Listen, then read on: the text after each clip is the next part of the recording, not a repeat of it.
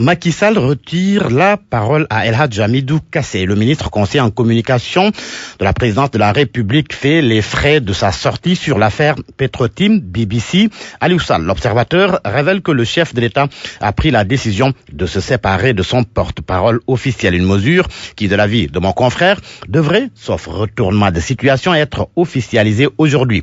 Conséquence de cette mesure, l'Obs nous apprend que Seydou Gueye est pressenti comme nouveau ministre chargé de communication de la présidence et Abdoulatif Coulibaly, porte-parole du chef de l'État. Macky Sall qui, si l'on se fie au journal Le Témoin, est plus esselé que jamais. Le Témoin fait ainsi référence à la pression populaire et médiatique. Mon confrère souligne que, lâché par ses troupes, abandonné par ses alliés, plus desservi que défendu par une communication hasardeuse, sans Premier ministre, Macky Sall apparaît seul face à l'adversité.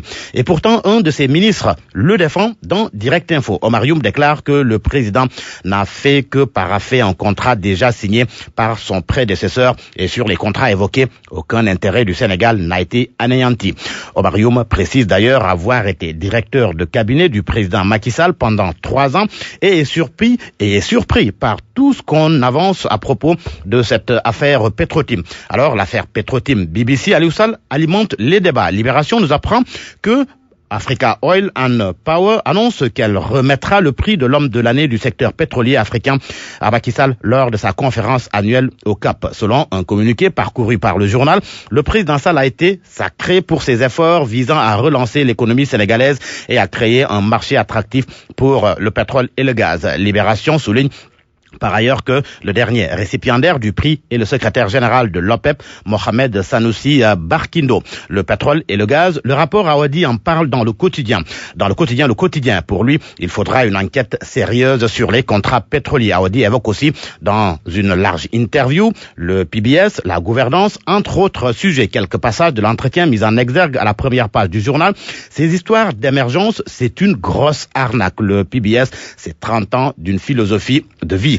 La SODAV fait un excellent travail. Nous restons avec le quotidien qui a fait état de vérité de Aly Ngouille Ndiaye sur les contrats pétroliers. Le ministre de l'Intérieur, qui était le parrain des journées scientifiques et culturelles de l'école polytechnique de Thiès, a expliqué, selon le journal, les ressorts du contrat avec Petrotim. Source A traite du même sujet et indique qu'Aly Ngouille Ndiaye a laissé entendre que dans ces contrats, le Sénégal gagne plus et se retrouve à 57 voire 60%. Il ajoute, je le cite, nous attendons dans ce jugement 114 milliards de dollars en termes de revenus. Et lorsque nous allons sortir les investissements, on va se retrouver avec 57 milliards. Le Sénégal et la Mauritanie auront 23 milliards de dollars, BP aura 8 milliards de dollars et Cosmos 4 milliards. Alors, il n'y a pas que le pétrole ces derniers temps. Il y a aussi la CAN, la Coupe d'Afrique des Nations en Égypte.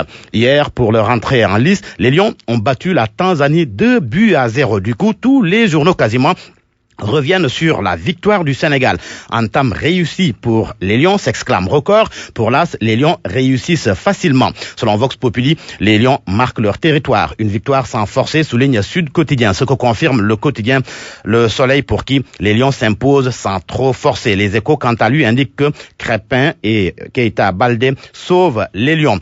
Bien, mais peut mieux faire, peut-on lire à la première page 2 sources. Selon le journal, avec une avalanche d'occasions ratées et ô combien transparent, Mbaye Niang n'a réussi qu'une chose, avoir porté sur son dos Salih Sané pour le sortir hors du terrain quand celui-ci s'est blessé. Mais comment sauver Mbaye Niang? L'observateur tente de trouver la réponse à ces pages 12, 13, 14 et 15 avec également Henri Camara, Pape Fall et Malikou Diakhaté qui débriefent le match des Lions hier.